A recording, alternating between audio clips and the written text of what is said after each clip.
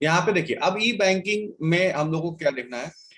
तो ई बैंकिंग का मतलब, जैसा आप जानते हैं कि ई बैंकिंग का मतलब होता है electronic banking. Electronic banking is an umbrella term for process by which a customer may perform banking transaction electronically without visiting a brick and mortar institution.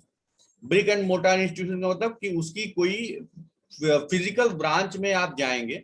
Physical branch में जैसे कि ब्रिक एंड मोर्टार मतलब जो ईंट और concrete का बना हुआ होता है, तो उसको जैसे आपका बैंक होता है, तो मतलब आप बैंक सेंटर पे जाने की बजाय आप क्या करेंगे, इलेक्ट्रॉनिक बैंकिंग करेंगे। The following terms all refers to one from or another of electronic banking. मतलब कि जो जो आगे के टर्म्स बता रहा है वो आपके इलेक्ट्रॉनिक बैंकिंग में बच्चों यूज होते हैं। कौन कौन से? पर्सनल कंप्यूटर बैंकिंग यानी पीसी बैंकिंग, दूसरा है इंटरनेट बैंकिंग, तीसरा है वर्चुअल बैंकिंग, चौथा है online banking, home banking, remote electronic banking and phone banking. तो ये सारे जो नाम है ये उसके मतलब जो ये हम लोग बैंकिंग इस्तेमाल करते हैं इंटरनेट की मदद से, इसकी जगह पे यूज किए जाते हैं। ठीक है, जहां जिसको नहीं आएगा भाई पूछेगा। ठीक है, हाँ प्रियांशु सुनाई दे रहा है? अरे प्रियांशु। Yes sir. अब देखिए बच्चों, देखिए अब आगे की बात करते हैं। अब यहाँ से तो पहले इतना करने से पहले एक काम करेगा आप लोग बच्चों, कि आप लोगों को क्या करना है, इसकी डिफिनीशन नोट करनी है। तो banking, the banking services through electronic measure via internet is called e banking. ये इसका डिफिनीशन है। ठीक है, और इसका फुल फॉर्म भी लिख लीजिएगा। Electronic banking is umbrella term, ठीक है, फॉर द ई बैंकिंग।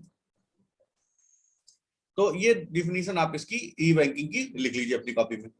ठीक है, अब आपका क्या है कि इसमें कितने टाइप की बैंकिंग होती है इसके बारे में हम लोग डिस्कशन करेंगे। PC banking and internet or online banking are the most frequently used designations. It should be noted, however, that the term used to describe the various type of electronic banking are often used interchangeably.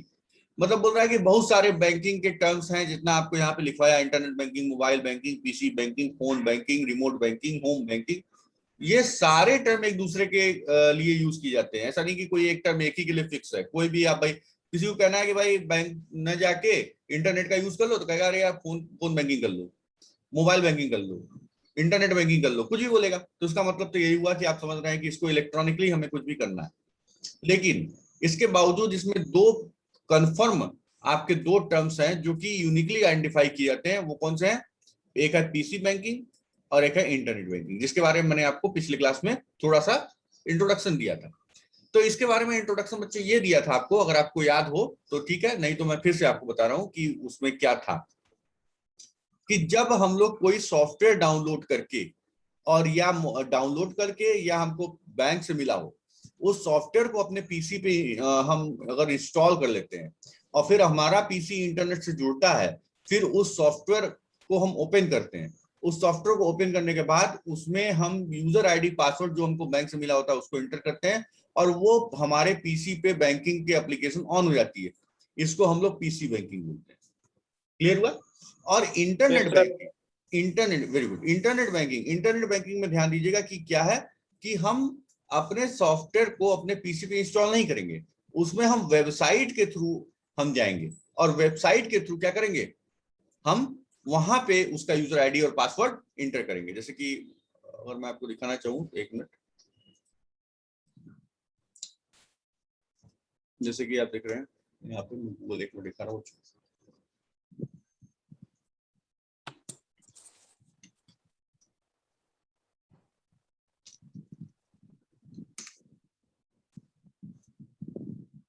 ये आप देख रहे हैं मैं ICIC bank की online banking को use कर रहा हूँ। ये इंटरनेट बैंकिंग ओपन हो रही है। देखिए ये इंटरनेट बैंकिंग ओपन हो गई, आप देख रहे हैं यहाँ से हम लॉग इन कर सकते हैं। देखिए यहाँ से हम लॉग, ये देखिए यहाँ पे लिख भी रहा है इंटरनेट बैंकिंग, और यहाँ पे दिख रहा है बच्चों लॉग इन कर दिए। अब ये जब हम लॉग इन करेंगे तो हमसे देखिए यहाँ पे यूजर आईडी मांग रहा है। ठीक है, और यूजर आईडी अगर हमारे पास है तो यूजर आईडी देंगे, अदरवाइज हम क्या करेंगे, यहाँ मोबाइल देंगे, हमारे पास पिन आएगा, या पास यूजर आईडी देंगे तो पासवर्ड भी मांगेगा। आज के साथ साथ बच्चों आपको यहाँ पे देखा ना, ये देखिए आपका क्या दे रहा है, वर्चुअल कीबोर्ड, ये देख रहे हैं। यस तो सर। ये इसलिए बोलते हैं बच्चों ना कि ये जब इंटरनेट बैंकिंग में एक तो सबसे बड़ा नुकसान एक ही होता है कि अगर हम इसको फायदा भी वही है और नुकसान भी वही है। फायदा क्या है कि इंटरनेट, जैसे अगर आप पीसी बैंकिंग है तो हमारा सॉफ्टवेयर हमारे पीसी पे इंस्टॉल होना चाहिए, तो हम हर जगह पीसी लेकर घूमेंगे तो है नहीं। तो उसके लिए इंटरनेट बैंकिंग दी जाती है कि आप कहीं से भी किसी भी साइबर कैफे से आप इस्तेमाल कर लीजिए। लेकिन जब साइबर कैफे में जाते हैं तो वहां सबसे बड़ा डर ये होता है कि हमारी बैंकिंग का आईडी पासवर्ड कहीं चोरी ना हो जाए। तो आईडी बैंकिंग पासवर्ड चोरी कैसे होता है, या तो देखिए वहां तो कैमरा लगा हो सकता है जो आपके कीबोर्ड को देखता रहेगा, या कीबोर्ड वाला एक कोई सॉफ्टवेयर पड़ा होता है हमारे पीसी में, जो साइबर कैफे के पीसी होते हैं उसमें कीबोर्ड रिलेटेड सॉफ्टवेयर पड़ा होता है। वो जितना की आप हिट करते हैं और कौन सी साइट खोले थे, कौन सी इसमें आपने यूजर आईडी डाला, कौन सा पासवर्ड डाला, सब उसमें रिकॉर्ड होता रहता है कीबोर्ड के थ्रू। बात समझ रहे हैं। लेकिन यस सर। ये वर्चुअल कीबोर्ड के थ्रू अगर आप कोई चीज टाइप करेंगे, एक तो आप देखिए इसका जो की है आप देख रहे हैं, ये सब ये कीबोर्ड के पैटर्न में नहीं है, ये आर ऊपर है जबकि कीबोर्ड में क्यू ऊपर होता है, मतलब वो क्वेरिटी कीपैड होता है और ये क्वेरिटी नहीं है। समझ में आ रहा है कि नहीं। देखिए यस सर। तो इस वजह, देखिए अभी आपने इसको फिर क्लिक किया, देखिए ई ऊपर हो गया, ये देखिए हर बार ये चेंज करता है, ये देखिए आई हो गया, एल हो गया, देख रहे हैं। तो ये क्यों कर रहा है, क्योंकि कोई फिक्स पकड़ ना पाए कि आपने कौन सी की प्रेस किया, हर बार वो की को चेंज कर देता है। यही वर्चुअल कीबोर्ड की खासियत है। ठीक है, अब आप देख सकते हैं कि ये सारा की हर बार चेंज हो रहा है। तो जब भी आप यूजर आईडी एंड पासवर्ड देंगे, समझ आ रहा है सारे बच्चों को। Yes sir. तो जब भी आप इसमें यूजर आईडी पासवर्ड दे देंगे तो वर्चुअल कीबोर्ड या वर्चुअल, आप क्या कर सकते हैं, यहां से वर्चुअल कीबोर्ड चूज करिए जिससे कि आपकी बैंकिंग सेफ हो जाएगी। ठीक है, तो यूजर आईडी और पासवर्ड का केस हम लोगों ने आपको मतलब हम लोगों ने डिस्कस कर लिया। अब इसमें क्या है, देखिए मैं आपको इसमें डिस्कस कर लेता हूं कि ये पीसी बैंकिंग और इंटरनेट बैंकिंग जो आप मेरे ख्याल से समझ गए होंगे, लेकिन उसको हम यहाँ पे देख लेते हैं क्या है। PC banking is a form of online banking that enables customer to execute bank transactions from a PC via modem. Modem क्या होता है बच्चों, from a PC via modem. Modem क्या होता है, मॉडेम का फुल फॉर्म होता है मॉडुलेटर डीमॉडुलेटर। ठीक है, मॉडुलेटर डीमॉडुलेटर। समझ में आ रहा है सबको। Yes sir. ठीक है, अब देखिए एक मिनट, किसी घर से आवाज आ रही है तो हाँ ठीक है। अब होने के लिए चाहिए। हाँ क्या सुने, ठीक है समझ में आ रहा है सबको। वॉइस। हाँ अब सही है सबको, चले आगे। Yes sir. अब देखिए, in the most PC banking venture, the bank offers the customer a proprietary financial software program। देखिए एक एक वर्ड का मतलब पकड़िएगा बच्चों। यहाँ मॉडेम का मतलब है मॉडुलेटर डीमॉडुलेटर। इसका काम क्या है, इसका काम है डिजिटल सिग्नल को एनालॉग में बदलना और एनालॉग को डिजिटल बदलना, और बिना मॉडेम के इंटरनेट आप यूज नहीं कर सकते। तो ये कई तरीके से एग्जाम में पूछता है कि मॉडेम का मतलब बताइए, फुल फॉर्म बताइए, क्यों यूज होता है बताइए, और क्या बिना मॉडेम के इंटरनेट यूज कर सकते हैं, तो आप बोलेंगे नहीं। और दूसरा है यहाँ पे देखिए क्या लिखा है, प्रोप्राइटरी। प्रोप्राइटरी मतलब कि कोई ना कोई इस प्रोप्राइटरी मतलब मालिक, प्रोप्राइटर मतलब होता है मालिक, तो मालिक का ना हक होगा किसी न किसी का इस सॉफ्टवेयर पे। तो हो सकता है कि अगर आपने यूज किया तो आपको ये सॉफ्टवेयर दिया जाएगा। That allows the customer to perform financial transaction from his or her home computer. The customer then dials into the bank with his or her modem, download data and runs the program that are resistant on the computer as per his requirement of financial transactions। इसका मतलब क्या है कि अगर आप अपने ये वाला सॉफ्टवेयर यूज कर रहे हैं पीसी बैंकिंग का, तो आप अपने कंप्यूटर पे इंस्टॉल करे रहेंगे, उसमें आपको बैंक ये प्रोवाइड किया रहेगा और यूजर आईडी पासवर्ड दिया रहेगा, तो आप उसको यूज करेंगे और वो आपके ट्रांजेक्शन जो आप अपने पीसी से उसको अपने बैंकिंग ट्रांजेक्शन को परफॉर्म कर सकते हैं और उस पर सेव भी कर सकते हैं, ये आपका उस पर सेव रहेगा। ठीक है, तो अब इसके बाद देखिए इंटरनेट बैंकिंग क्या है। इंटरनेट बैंकिंग में क्या बता रहा है बच्चों, is sometimes called online banking. इस इंटरनेट बैंकिंग को ही ऑनलाइन बैंकिंग कहते हैं। Uses the internet as the delivery channel by which to conduct a banking activity, for example transferring fund, paying bills, viewing, checking and saving account balance, paying mortgage and purchasing financial instruments and certificates of deposit। इसका मतलब ये सारा कुछ इसमें मिला है बच्चों। ठीक है, मॉर्गेज मतलब जो आपने कोई चीज अगर लोन ले रखा है, परचेजिंग फाइनेंशियल इंस्ट्रूमेंट मतलब जैसे कि आपने इंश्योरेंस ले लिया, ये सब करा दिया, सर्टिफिकेट ऑफ डिपॉजिट मतलब कि जैसे आपने एफडी करा दी, आरडी करा दी। ठीक है, तो ये सब तो आप जानते ही होंगे। अब उसके बाद देखिए, an internet banking customers access his or her accounts from a web browser. जैसे मैंने आपको बताया अभी कि ये जो है ऊपर वाला जो है वो सॉफ्टवेयर के थ्रू होता है, ये क्लियर है ना बच्चों सबको, लेकिन नीचे Yes, वाला sir. हमेशा ब्राउजर के थ्रू होगा क्योंकि उसमें वेबसाइट खुलती है, इसको ध्यान देंगे। Software that runs internet banking program resident on the bank's world wide web server not on the user's PC. ये एकदम इंपॉर्टेंट चीज है कि बैंकिंग पीसी बैंकिंग में आपका यूजर पीसी पे रहता है, लेकिन इसमें कभी भी यूजर पीसी पे नहीं होगा, ये वर्ल्ड वाइड वेब यानी कि वेबसाइट पे ही होगा। Internet bank are also known as virtual cyber net interactive or web banks, तो इनको ये भी बोलते हैं। तो इसके बारे में एक एक लाइन अगर आप लिखना चाहें तो ये लिख सकते हैं बच्चों कि PC banking is form of online banking that enables customer to execute bank transaction from a PC via modem. ठीक है, और इसमें लिख लीजिए Yes, internet banking sometimes called online banking uses the internet as the delivery channel by which conduct the banking activities. ठीक है, और इसमें एक चीज और लिख सकते हैं यहाँ पे कि an internet banking customers access his or her account from a web browser। ठीक है, इसको इतना लिख लीजिए पीसी बैंकिंग के लिए। एक एक लाइन में लिखवा दे रहा हूं बच्चों, और फिर आपके बुक के पीछे क्वेश्चन आंसर तो है ही, वहां से भी आपको होम असाइनमेंट मिलेगा ही सेकंड चैप्टर का। तो अभी फिलहाल इसको इतना हम करवा दे रहे हैं ताकि आपको ये आइडिया हो जाए कि इसमें होता क्या है। याद रहेगा सबको इतना चीज? yes, sir. ठीक है, तो हमारे ख्याल से बच्चों इसको सबको आइडिया लग गया होगा। अब हम लोग आगे चलते हैं। ठीक है, तो अब आगे चलते हैं। इसमें अब आता है हमारा मोबाइल बैंकिंग, जो कि सबसे लेटेस्ट बैंकिंग इंस्ट्रूमेंट है हमारे पास। तो मोबाइल बैंकिंग के लिए तो आप जानते ही हैं बच्चों की सारा सबके पास क्या होता है आजकल मोबाइल में क्या डाउनलोड होता है? App. Phone pay. App app उसको कॉमनली क्या बोलते हैं? ऐप। और पीसी में जो डाउनलोड होता है वो सॉफ्टवेयर। ठीक है, अब ध्यान दीजिएगा, ऐप जो होता है उसमें बहुत सारे बैंकिंग है, जैसे कि अब ये आप लोग बोले फोन पे, ये थर्ड पार्टी बैंकिंग है। ध्यान दीजिएगा, एग्जैक्ट बैंकिंग नहीं है, थर्ड पार्टी बैंकिंग भी हो रही है।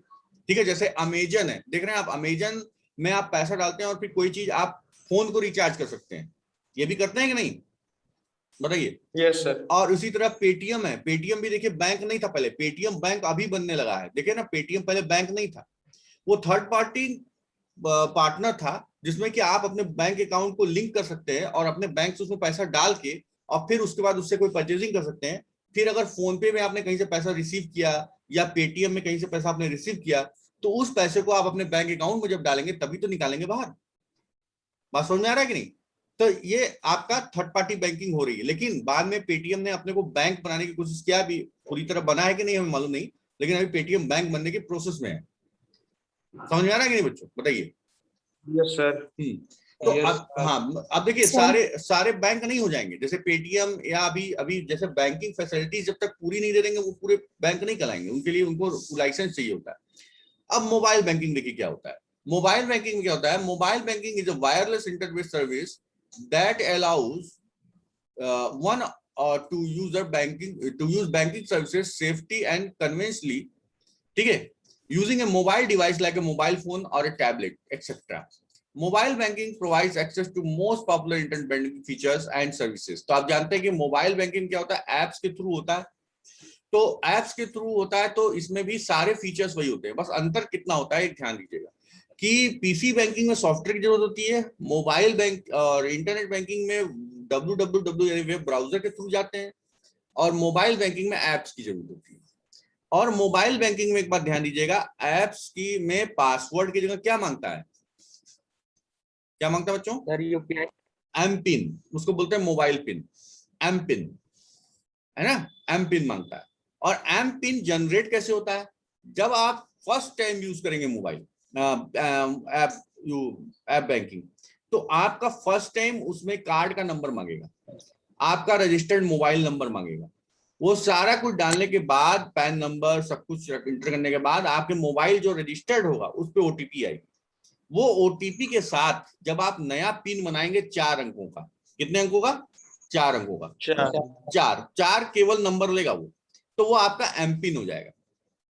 जब आप एक बार एम पिन बना लेंगे, ध्यान दीजिएगा बच्चों, उसके बाद एम पिन बना लिए तो आपका फिर टी पिन मांगेगा। टी पिन जानते क्या हो जाता है? ये आपका जो मनी ट्रांसफर करते हैं, ट्रांसफर पिन। समझ में आ रहा है कि नहीं? तो जैसे अगर आप एम पिन अगर आप बना लिए अपने बैंक का, तो आप मोबाइल को अपने यूज कर सकते हैं, उसमें आप पैसा देख सकते हैं, आप अकाउंट बैलेंस चेक कर सकते हैं, कुछ ये सब कर सकते हैं। लेकिन पैसा ट्रांसफर करते समय क्या मांगेगा वो? फिर टी पिन। ठीक है। हाँ, टीपिन मांगेगा। तो फिर आपका जब टीपिन आप एंटर करेंगे, जैसे पैसा डाल के किसी दूसरे के अकाउंट में डालना है तो टीपिन मांगेगा, तो टीपिन डालेगा तो वो क्या करेगा, दूसरे के अकाउंट में पैसा डालेगा, लेकिन उससे पहले आपके आपके मोबाइल पे ओटीपी आएगी कि आप ये पैसा ट्रांसफर कर रहे हैं, तो वो ओटीपी आपको इंसर्ट करना पड़ेगा। ओटीपी का फुल फॉर्म क्या होता है? One time password. One time password. हाँ, अब देखिए बच्चों, बहुत से ज्यादा फ्रॉड आजकल बढ़ गए हैं, आप जान ही रहे हैं। तो इस वजह से आजकल तो एसबीआई ने कर दिया है कि अगर आप 10,000 से ऊपर के अगर पैसा निकालते हैं एटीएम से, तो आपको वहां भी एक ओटीपी आएगी, और वो ओटीपी आपके एटीएम में इंसर्ट करनी पड़ेगी, तभी हो पाएगा। ठीक है ना? तो ये भी फैसिलिटी अब 10,000 है या 20,000 है, ये क्लियर नहीं करना, लेकिन उसमें ओटीपी का प्रोसेस दिया गया है। ठीक है, तो उसी तरीके से अब आपका इसमें आप ये लिख लीजिए बच्चों थोड़ा सा मोबाइल बैंकिंग के बारे में। Mobile banking is the wireless internet services that allows one two use banking services safely and conveniently using A mobile device like a mobile phone. इतना नोट कर लीजिए मोबाइल बैंकिंग के डेफिनेशन। ठीक है, अब आगे ऑल्दो इंटर, अब इसके बारे में थोड़ी सी और जानकारी हम देख लेते हैं क्या कह दिया हुआ है।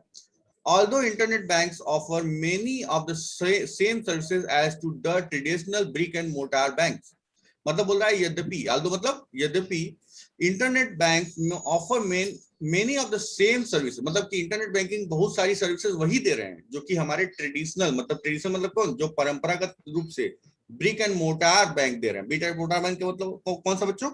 शाखा वाले, हाँ, फिजिकली जो अवेलेबल है।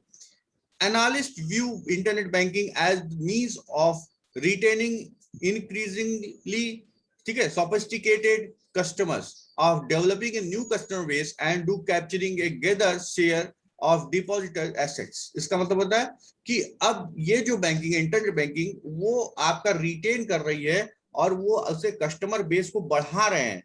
क्यों? क्योंकि ये फैसिलिटी ज्यादा दे रहे हैं, जो इंटरनेट के थ्रू ज्यादा हम फैसिलिटी दे रहे हैं। A typical internet bank site specifies the types of transactions offered and provides information about account security। मतलब जो इंटरनेट के जो बैंक हैं वो आपको ट्रांजेक्शन के बारे में ज्यादा जानकारी दे रहे हैं, और आपके इंटरनेट जो सिक्योरिटी इंफॉर्मेशन है उसको भी बताते रहते हैं। अभी आपको याद होगा बच्चों, कुछ दिन पहले जो है एडवर्टीजमेंट आ रहा था कि आईसीआईसीआई बैंक का अकाउंट खोलना है तो आप ऑनलाइन अप्लाई कर दीजिए, और आपके घर पे कोई टैबलेट लेके पहुंच जाएगा, वहां से आपका थंब प्रिंट ले लेगा और आपका फोटो खींच के ऑनलाइन अपलोड कर देगा और आपका ऑनलाइन अकाउंट खुल जाएगा। सुने कि नहीं ऐसा? बोलिए। Yes sir. अब ये इसके अलावा एक कदम और आगे बढ़ गए। अब महिंद्रा का आप ऑनलाइन बैंकिंग अकाउंट खोल सकते हैं, कोटक महिंद्रा के नाम से बैंकिंग।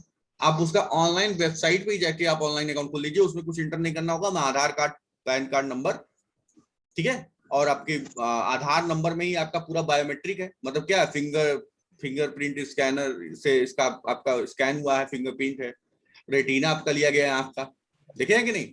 तो वहां पे क्या है, सारी डिटेल्स आपकी अवेलेबल है, तो वहां से भी हो सकता है। तो इस तरीके से यहाँ पे बैंकिंग फैसिलिटीज को बढ़ाया जा रहा है जिससे कि पकड़ में आए। अभी इन फ्यूचर जानते क्या होने वाला है, पता है आपको?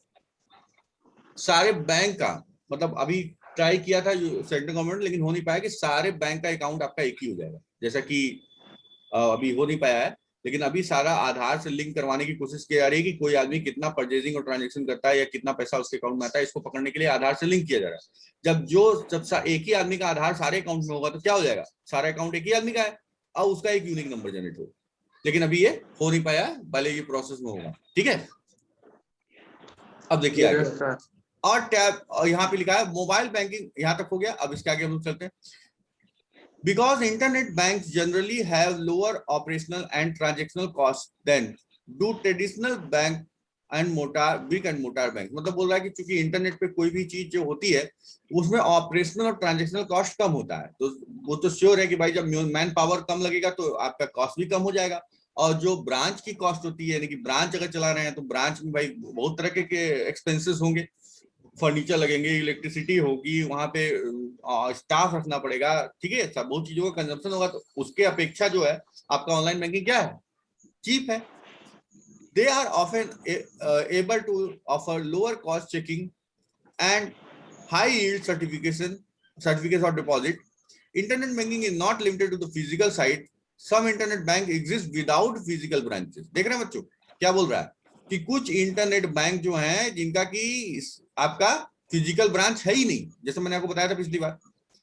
According to industry analyst, electronic banking provides a variety of attractive possibilities for remote account access, including availability of inquiry and transaction service around the clock, worldwide connectivity, easy access to the transaction data, both recent and historical. तो ये बच्चों क्या कर रहा है, ये जो है आपको फैसिलिटेट कर रहा है कि जितना हो सके आपको बैंकिंग की सुविधा दे रहा है। आप घर बैठे 24 घंटे आप अपने अकाउंट को एक्सेस कर सकते हैं। पहले ऐसे पॉसिबल था जब ब्रिक एंड मोटार ब्रांच थे केवल? बताइए। नो सर, नहीं था। नो अब सर। अभी आप जाके ये देखेंगे कि एसबीआई का भी आपका एक वो होता है ई कॉर्नर, सुने होंगे, कचहरी पे ई कॉर्नर है। और यहाँ पे आप देखते हैं कि आईसीआईसी के बैंक में और आईडीएफसी के एटीएम में आप देखेंगे कि एक मशीन लगी होती है जिसमें कैश डिपॉजिट भी होता है। देखे कि नहीं? तो नो सर, नहीं देखे? अच्छा, आईसीआईसी के बैंक में और देखिएगा आप जाके एटीएम में, वहां पे दो टाइप की मशीन होती है। एक होता है कैश एटीएम से जिसमें विड्रॉल करते हैं, तो उसमें आप कार्ड लगाते हैं और पैसा बाहर निकल जाता है, यही ना होता है? यस सर, ये वाला देखें सर। हाँ, एक और मशीन होती है जिसमें आप एटीएम लगाएंगे तो उसमें पूछेगा कि विड्रॉल या डिपॉजिट, ऐसे दो ऑप्शन आएगा। तो अगर आप बोल देंगे कि डिपॉजिट, तो डिपॉजिट में क्लिक करेंगे ना, तो फिर आपका क्या होगा, एक बॉक्स खुल जाएगा। उस बॉक्स में आप अपना नोट रख देंगे और फिर उसके बाद वो काउंटिंग करेगा और फिर एक रिसीट बाहर आ जाएगी, आपका पैसा जमा हो गया। तो हमें और फिर अगर आप उसी से आपको निकालना है तो आप फिर एटीएम लगाइए और उसमें विड्रॉल पे कर दीजिए, डिपॉजिट विड्रॉल कर दीजिए, तो फिर उसी बॉक्स में पैसा आ जाएगा। करने का मतलब क्या, ये तो और आसान हो गया ना। पहले क्या होता कि मशीन में पैसा भरने के लिए आदमी जाता था, है कि नहीं? अब क्या है कि भाई किसी को जमा करना है, किसी को निकालना है, पैसा तो वही रहना है कि नहीं? तो वही मशीन में आदमी डाल सकता है। हाँ, क्या बोले सर, वो जब बॉक्स खुलेगा जमा हाँ, करने के लिए, इससे कोई नकली नहीं डाल सकता है। नहीं तो वो डिटेक्ट हो जाएगा। नकली के लिए उसमें काफी सेंसर्स लगे हुए हैं जो कि चेक करेंगे कि आपका नोट कौन सा है, नकली है कि असली है, वो बाहर निकाल देगा नोट। ठीक है? और वो भी समझ लीजिए कि कौन सा नोट है, ये भी वो सेंसर्स के थ्रू चेक हो जाती है कि कौन सा, जैसे आपने 500, 1000 और ऐसे करके नोट डाला, ठीक है, तो वो डिटेक्ट करेगा कि कितने कितने के नोट आपने डाले हैं। ठीक है? तो हाँ, ऊपर से आपका एटीएम कार्ड लगा हुआ है उसमें कि कौन जमा कर रहा है, ये भी तो आ रहा है उसमें। कोई नकली डाल के कैसे बचेगा? तो नकली तो पहले बार डिटेक्ट हो जाएगा। और दूसरा समझिए कि अब आजकल एक और उसमें फैसिलिटी जुड़ गई है कि अगर मान लीजिए आप एटीएम भूल गए तो तब तो क्या होगा, तो आप अपना अकाउंट नंबर डालेंगे, उससे फिंगरप्रिंट स्कैनर लगा हुआ है, फिंगरप्रिंट आप रख दीजिए, अपना अंगूठा रख दीजिए उस पर और आपका एक्सेस हो जाएगा। समझ में आया? तो इस तरह की फैसिलिटीज बढ़ाई जा रही है। साथ साथ आपको ये 24/7 का आपको सर्विस दिया जा रहा है कि आप कभी भी अपने अकाउंट्स को देख सकते हैं। अब आप देखिए नेफ्ट और आरटीजीएस ट्रांजैक्शन जानते होंगे, आपको जानते हैं कि नहीं? तो नेफ्ट और आरटीजीएस भी रखा गया है कि आप लंबे अमाउंट को भी आप ट्रांसफर कर सकते हैं। और एक बेनिफिशियरी भी होता है, कुछ सुना है? बेनिफिशियरी का मतलब होता है कि जैसे आप किसी को ट्रांजैक्शन करते हैं, रिसेंट मतलब बहुत फ्रीक्वेंटली करते हैं, तो आप उनको अपने अकाउंट में मोबाइल ऐप में बेनिफिशियरी में जोड़ लीजिए। बेनिफिशियरी में जोड़ेंगे तो क्या होगा, आप आसानी से उसको पैसा ट्रांसफर कर पाएंगे। तो क्या होगा, वो आप उसके अकाउंट की डिटेल लेंगे और ये सेफ्टी के साथ भी होता है, क्योंकि बेनिफिशियरी का अकाउंट नंबर आप चेक करेंगे, क्योंकि कैसे उसका आईएफएससी कोड है, ठीक है, उसका अकाउंट नंबर क्या है, उसका नाम क्या है, सब उसमें आप ऐड करिए रहेंगे। तो ये सारी चीजें फैसिलिटी अब बैंकिंग में मिल रही है बच्चों। अब देखिए इसी की तरह ये बोल रहा है opening and e banking account कैसे है। अब इसमें क्या लिखा हुआ देखिए, there are several ways to open and fund and electronic banking account in India. तो ये तो आप लोगों को मैंने अभी बताया, उसे आप सब कुछ जानती हैं, लेकिन एक बार इसको देख लीजिए।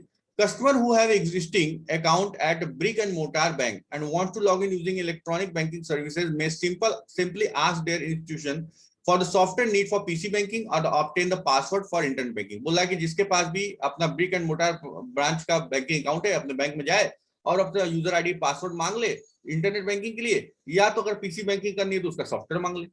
Each approach requires a minimum paperwork, कम से कम पेपर वर्क लगता है। Once they have joined the system, customer have electronic access to all their accounts at a bank। तो मतलब जैसे ही उसको पासवर्ड मिलेगा उसको पूरा एक्सेस मिल जाएगा। New customers can establish an account either by completing a PC banking application form and mailing it to the institution offering such service by accessing a bank's website and applying online for internet banking। मतलब बोल रहा है या तो आप application दीजिए PC banking के लिए और बैंक में जाइए और सारी सर्विस लीजिए, या तो इंटरनेट पर अप्लाई करिए और सारा कुछ ले लीजिए, पासवर्ड वासवर्ड। In either instance the customer can fund the new online account with a cheque, wire transfer or other form of remittance. No physical interface between the customers and the institution is required. कहने का मतलब अगर उसको किसी नए branch में अपने पैसा डालना है तो आप इलेक्ट्रॉनिक वे में पैसा डाल सकते हैं, आपको कहीं फिजिकल ब्रांच जाने की जरूरत नहीं पड़ेगी। क्लियर हो गया बच्चों की नहीं? बताइए। Yes sir. अब अगला ओके, अब इस देखिए इसमें क्वेश्चन बहुत सारा बनेगा बच्चों बैंकिंग पे, ई बैंकिंग, मोबाइल बैंकिंग और इलेक्ट्रॉनिक बैंकिंग, तीनों के ऊपर क्वेश्चन बनता है। तो आप मेरे हिसाब से आंसर दे लेंगे, अगर कुछ प्रॉब्लम होगी तो हमसे अगले क्लास में डिस्कस कर लीजिएगा पढ़ने के बाद एक बार, ठीक है। अब अगला टॉपिक है ई शॉपिंग। ई का मतलब होता है इलेक्ट्रॉनिक शॉपिंग। तो आप तो आजकल बहुत सारे लोग इलेक्ट्रॉनिक शॉपिंग कर रहे हैं, जानते हैं कि नहीं? तो इसके बारे में आज हम लोग डिस्कस कर ले रहे हैं। तो हमारे पास समय थोड़ा कम है आज, तो हम लोग इसके बारे में डिस्कस कर ले रहे हैं और उसके बाद हम लोग उसको क्या करेंगे, लिखवाने का काम करेंगे। तो सबसे पहले बताइए कि ई शॉपिंग में कितने लोग करते हैं? इसमें सब लोग करते हैं?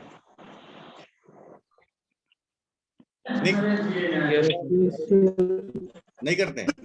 अच्छा, इसमें सबसे बड़ा, अच्छा करते हैं, इसमें सबसे बड़ा फायदा एक कोई बताइए और एक सबसे बड़ा नुकसान दूसरा। फायदा कौन बताएगा? हाँ, पहला तो शॉप से नहीं पड़ता, ठीक है। और सर हाँ, घाटा है कि सर वो सामान जो मंगाते हैं वो क्वालिटी नहीं मिलती है। बिल्कुल सही है, एकदम सही है। हाँ, ले लेते हैं मतलब। हाँ, अब इसका थोड़ा सा क्लियर बता दे रहा हूँ। फायदा और नुकसान समझिए क्या है बच्चों। फायदा क्या है इसमें कि हमें मतलब वैरायटी ऑफ प्रोडक्ट हमको अवेलेबल होते हैं और हम कंपैरिजन कर पाते हैं। जैसे दिखाता है बच्चों ने कि अमेजन पे जाके कोई चीज सर्च करिए, फ्लिपकार्ट पे सर्च करिए, इससे बढ़िया आप गूगल पे सर्च कर लीजिए। गूगल पे करेंगे तो आपको अमेजन पे कितना, फ्लिपकार्ट पे कितना है, किसी अदर पे कितना, सब एक साथ दिखा देगा। तो आप प्राइस कंपैरेटिवली आप एक्सेस कर सकते हैं और कंपैरिजन कर सकते हैं कि किसका कौन सा कम प्राइस दे रहा है, पहली चीज। और मल्टी ब्रांड होता है, मतलब कि आप चाहे जो एक्सेस कर सकते हैं, चाहे जितने भी रिमोट एरिया में रह रहे हैं। लेकिन नुकसान सबसे बड़ी बात है क्या है, इसमें फ्रॉड बहुत ज्यादा होता है। फ्रॉड क्या होता है? एक फ्रॉड तो ये होता है कि आपने पैसा किसी चीज का पे किया और आया कुछ, कभी कभी तो लैपटॉप कह के पत्थर भेज देते हैं, हुआ है ना, स्टोन आया रहता है, तो ये भी हुआ है। लेकिन अब ये मतलब मान लेते हैं हम कि नहीं चलो आएगा जरूर, प्रोडक्ट सही आएगा, लेकिन उसमें क्या होता है, कभी कभी आपका प्रोडक्ट जो होता है वो आपने जो देखा वो नहीं आया। वो किस केस में होगा? क्लोथिंग के केस में होगा, या शूज के केस में होगा, अपीयरेंस, मतलब जो आपके ऐसे प्रोडक्ट हैं जो कि जिनको की टच करके फील करना जरूरी होता है, वो प्रोडक्ट आपके वेरी कर सकते हैं। बात समझ में आ रहा है कि नहीं? बताइए। सर ठीक है, खास तौर से आपका क्लोथ्स में ये बहुत ज्यादा चांसेस हैं कि दिखाएगा कुछ और आपको देखने में आपको वही लगेगा, लेकिन रहता कुछ और है, उसकी क्वालिटी कुछ और निकलेगी। तो ये चीज, तो इसलिए ऐसे प्रोडक्ट को अवॉइड किया जाता है जो प्रोडक्ट आपके फिजिकली आपको फील करने के लिए ज्यादा मतलब सुटेबल हो, और तो उनको ऑनलाइन परचेस करने से अवॉइड किया जाता है। दूसरी चीज बच्चों है कि इसमें इलेक्ट्रॉनिक, ध्यान दीजिएगा, इलेक्ट्रॉनिक्स आइटम जो होते हैं, वो इलेक्ट्रॉनिक्स आइटम में आपके ब्रांडेड जो आइटम्स होते हैं वो आपको सही मिल जाएंगे, लेकिन जो विदाउट ब्रांड होता है वो इसमें कोई गारंटी नहीं होती कि वो कितना चलेगा, क्योंकि उसकी कोई वारंटी नहीं होती। लेकिन उसमें अब एक फीचर्स आ गया, आप देखेंगे कि जैसे फ्लिपकार्ट है या अमेजन है, उसमें लिखता है फ्लिपकार्ट एश्योर्ड, अमेजन एश्योर्ड, दिखता है कि नहीं? उसका मतलब होता है कि कुछ लोकल ब्रांड्स को वो एश्योरेंस देते हैं, वो चेक किए रहते हैं कि नहीं ये सही है, तो उसके लिए वो एश्योर्ड भी कर देते हैं। तो लेकिन इस तरह के कुछ नुकसान कुछ फायदे हैं बच्चों। तो एक काम करिएगा, आज हम लोग का समय खत्म होने से पहले थोड़ा सा इसके बारे में हम लोग हेडिंग कर लेते हैं। तो ये लिख लीजिएगा, the process of shopping done over the internet is called online shopping और ई शॉपिंग। ठीक है, इसको लिख लीजिए बच्चों। Both products and services can be purchased through the online shopping.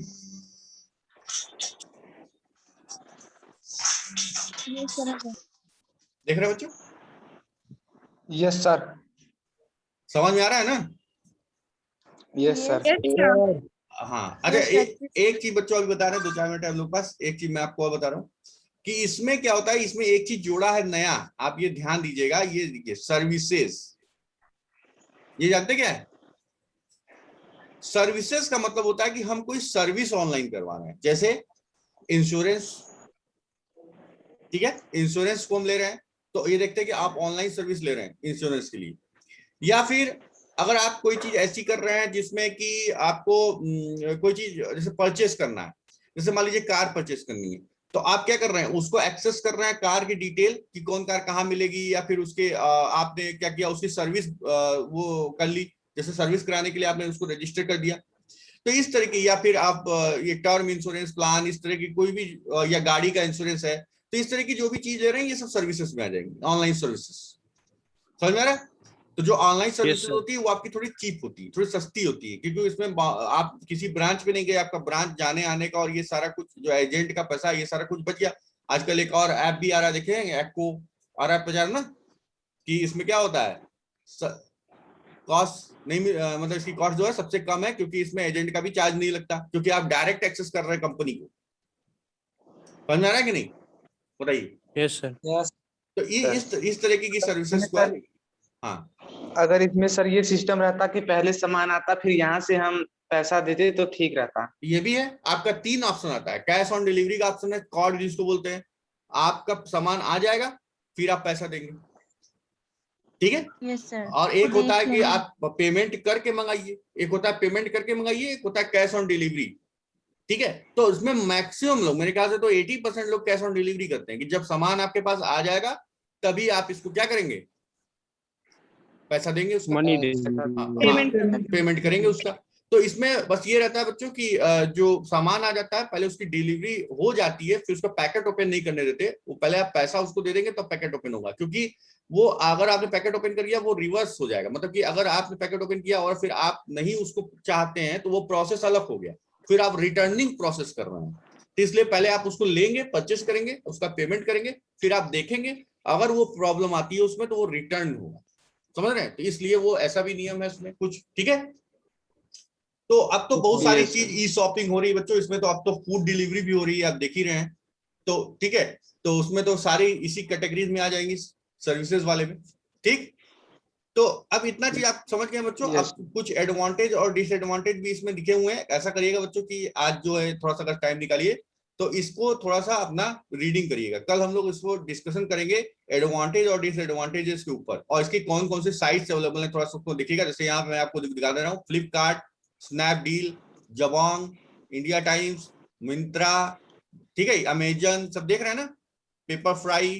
तो ये सारे साइट्स आप जानते होंगे। OLX और क्विकर भी है, ये सेलिंग एंड परचेजिंग साइट है, OLX और क्विकर आप जानते होंगे। इस पे सामान हम बेच भी सकते हैं, और बाकी पे तो खरीद ही सकते हैं, लेकिन OLX पे बेच भी सकते हैं। तो इस तरीके से आप जो है इसको एक बार चेक करिएगा कि इसमें क्या क्या दिया हुआ है, तो इसके बारे में हम लोग डिस्कस करेंगे, ठीक है। अब ये बताइए अभी